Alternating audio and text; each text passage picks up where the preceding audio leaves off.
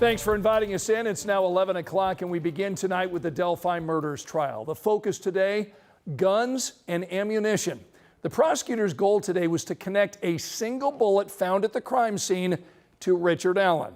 We've had reporters inside the courtroom all week as Allen stands trial for the murders of Abby Williams and Libby German. Tonight at 11, our Logan Gay joins us live in studio to break down today's testimony. Logan? Scott, so far this week, we've learned that Abby Williams and Libby German died after someone slit their throats. But today, we learned more about a bullet cartridge that was found between the girls' bodies and its link to Richard Allen. This week, jurors heard for the first time from investigators the gruesome details of Abby and Libby's death and what investigators found when they located the bodies. One item they found near the girls' bodies was an unfired bullet cartridge. Friday, firearm examiner Melissa Oberg, formerly with the Indiana State Police, took the stand. She compared the unfired bullet cartridge at the crime scene with 4 test bullets she fired through Allen's gun in the lab. Police seized the gun while serving a search warrant at Allen's home in 2022. Using those 4 test bullets and a powerful microscope to inspect markings on the ammunition, she concluded the bullet at the crime scene did cycle through Allen's gun. And Oberg said she made that conclusion based on the quality and quantity of matching marks on the bullets. The state believes this latest evidence and testimony directly places Richard Allen at the murder scene, making this among the most compelling evidence the state has. But the defense team pushed back, highlighting that this type of firearm science called tool mark analysis is considered controversial, even getting the firearm examiner to admit that her analysis and conclusions presented to the jury are subjective.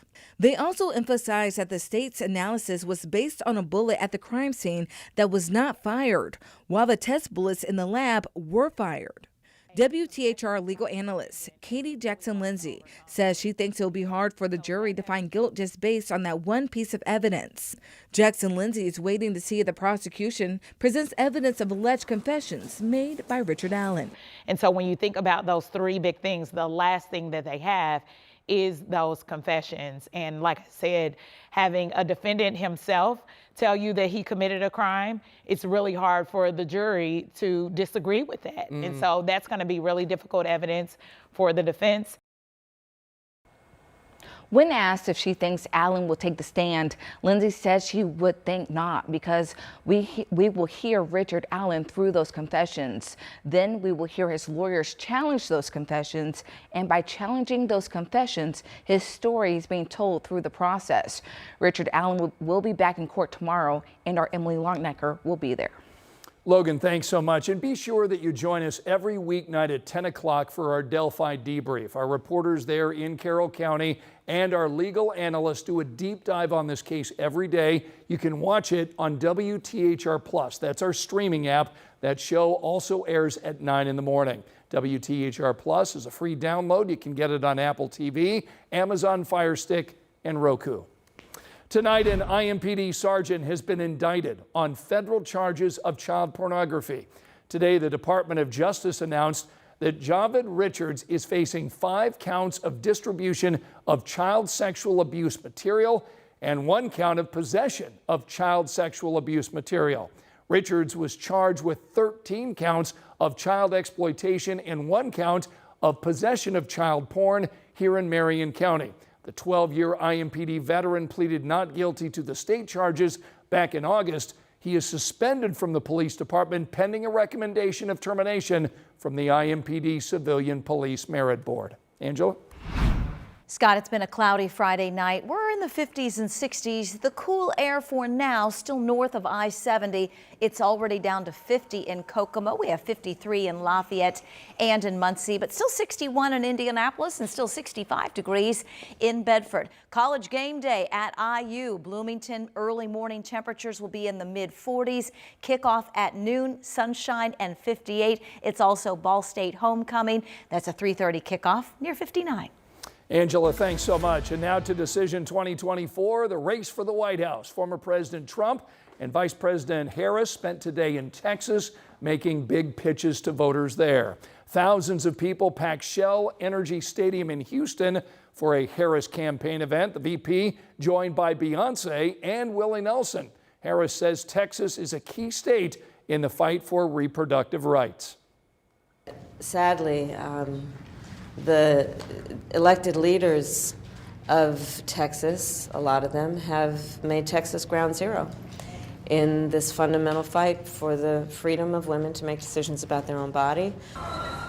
Some people had to be treated for heat-related illnesses before today's rally. Temperatures in Houston today around 90. Meantime, former President Trump was in Austin, Texas, hammering home his message about immigration. Trump blasted a Virginia judge who today blocked a Republican-led efforts to purge voter rolls. Here's what the former president had to say. Removing illegal voters off the voting roll should be a big priority for this country, and yet instead we're scorned by a judge. This is blatantly un-American, and it's election interference, and Kamala Harris is behind it very much. Trump was supposed to speak in Traverse City, Michigan after his appearance in Texas. However, some supporters left early after learning the former president was running 2 hours behind schedule for that event. Early voting satellite sites will open up here tomorrow here in Marion County. They'll be open from 11 a.m. to 6 p.m. every day until November 3rd. Those locations will include several township government centers and other locations. The Marion County Clerk's Office is open for early voting through November 4th. And you can find the voting location that is closest to you by going to WTHR.com/elections. You can also see your ballot and find reminders of what to bring when you vote. Here's a look at the other stories making headlines right now. An Indianapolis man accused of murdering most of his family is now found guilty on 6 murder charges. A trial for Raymond Childs III started Monday. Childs shot 6 people in an East Side home in 2021, including his parents, sister and brother, his brother's girlfriend, and her unborn son. His sentencing is now set for January 7th. A third teenager is now arrested in connection with a deadly drive-by shooting that targeted the wrong house. A 19-year-old is facing preliminary charges in the murder of Adam Hart back in March. Police say a car full of teens drove by and fired more than 30 shots because they thought a man who lived there raped one of their friends. However, their intended target no longer lived at that home.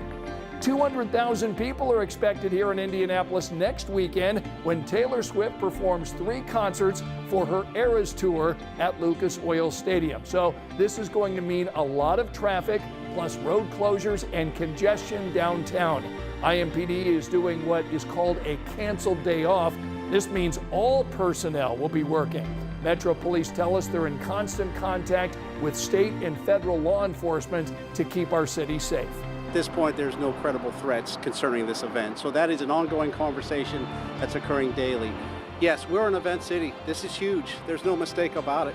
There's going to be a lot of people in a small area. IMPD is setting up an emergency alert system for this weekend. You can join the list by texting Indy Event Alerts to 67283.